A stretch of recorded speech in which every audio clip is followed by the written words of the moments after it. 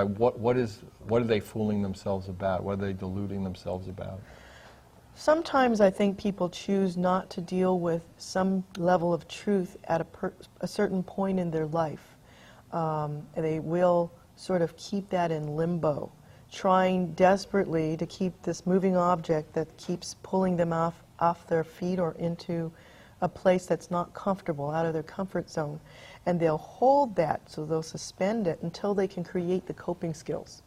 Some people will go their whole life and not be able to reach that point of coping.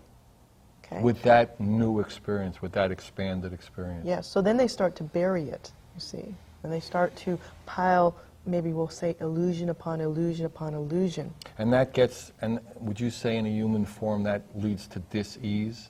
Yes, absolutely. And disharmony and all the disses. We get dissed up and down.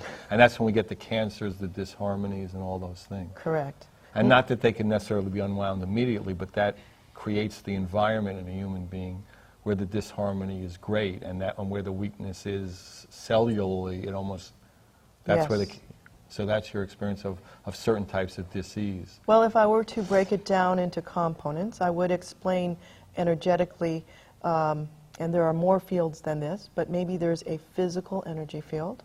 Okay, so that's where you hear acupuncturists working on chi flow through the body. And then beyond that, there might be the emotional field, which is something that I read very, very accurately. And The emotional field. The emotional field, which is all energy.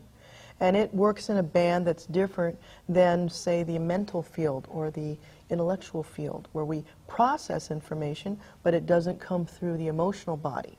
Okay? Then there's the spiritual field that holds our life's lessons, and that comes from the higher self or spirit.